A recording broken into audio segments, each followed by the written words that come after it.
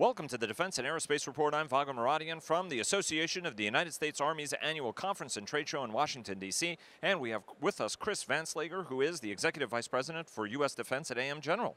Chris, good to see you. Good to see you, too. Every year, you guys, obviously this is your staple product, the Humvee. Even though there are replacement programs and other things that are happening, you guys did suffer a disappointment on that. But this vehicle is still going to be in inventory for many more years to come. And every year, you guys have a whole new series of upgrades and other sorts of things that you guys are presenting at the show. Walk us through what you're doing new to keep the vehicle fresh for the next 20 years. Right. We're very focused in on readiness, which is what the United States Army is focused in on right now. Part of that is to go ahead and bring in new technologies through technology upgrades for a vehicle that's probably going to be out there for another 30 years. And it's been around here for 30 years, so you've got to continuously sustain it. The technologies you're showing right now are all focused on improving readiness. So key to that is reliability. Can this vehicle go ahead and conduct its mission and not fail in the middle of the mission? So we've been working with Red River and the National Guard through a program to modernize and sustain the National Guard to improve that readiness. And we've done it in a couple different ways. First of all, the Red River recapitalizes the bodies. They add new improvements to it, for example, air conditioning. And then they send that to our plant in Mishawaka. In Mishawaka, we build the chassis that you see behind us. It's a brand new chassis. And right off the bat, instead of we put a 10x type of improvement on reliability, 4,000 miles as soon as you put this chassis underneath it. Okay, included in there are things like a better cooling system, HVAC. We've got higher suspension, heavier suspension in there to be able to go ahead and handle the heavier weights of the up-armored versions, as well as to improve the ride quality mobility of the non-armored vehicles. We have better cooling for the engine through a geared fan drive. Most of these, and there's about 25 or 26, I don't want to go through the whole list, but is all focused on improving that reliability as well as going ahead and contributing to improve performance and mobility.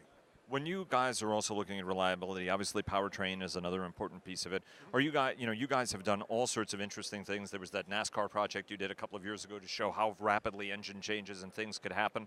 Walk us through about some of the things on powertrain to try to take as much maintenance out of the vehicle as you can.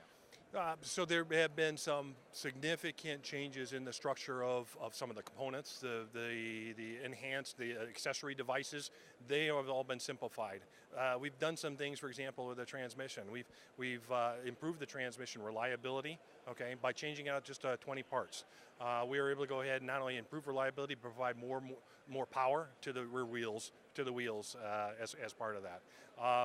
It's not NASCAR-like to where the crew comes in and then within 10 seconds swaps out an engine, but we're getting closer to that. So, and also talk to us. One of the things is that you guys are still producing these vehicles and you're still selling them. How large is the market for new vehicles that you guys are going to be building over the next years? Well, a significant amount of new vehicles are being produced right now to support our foreign military sales. Okay, about 60% of the vehicles going down through our line right now are going to support foreign military sales. That will probably stay in that quantity, that ratio, for the next 4 to 5 years at least, as far as we can predict. The other things that are going on, the new vehicles, we've got a line and a partnership working with Rock Island to where we're producing a 1152. It's a two-door version that then goes up to Rock Island where they assemble and manufacture a new shelter where they integrate it and provide a new M997A3 ambulance, to the Army. Okay, so. How long do you think you guys, how many vehicles a year do you think you'll be building? And then what's your sort of transition plan to get to the next generation of vehicle, whether it's for global markets? What are the opportunities you're also going to be pursuing to sort of expand your business base? Yeah, it's a competitive market. If you go back to the lineage of AM General, up and through the 70s, we built 90% of the tactical vehicles that were in the Army. So the 5-ton trucks, the 2.5-ton, the old Deuce and a Half, down to the quarter-ton.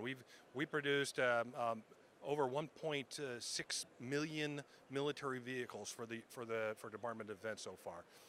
It's a competitive world, and we're looking at other opportunities, both lighter weight as well as heavier weight, taking advantage of our automotive engineering skills as well as our contract manufacturing and manufacturing skills to be able to go ahead and look and expand the portfolio of AM General.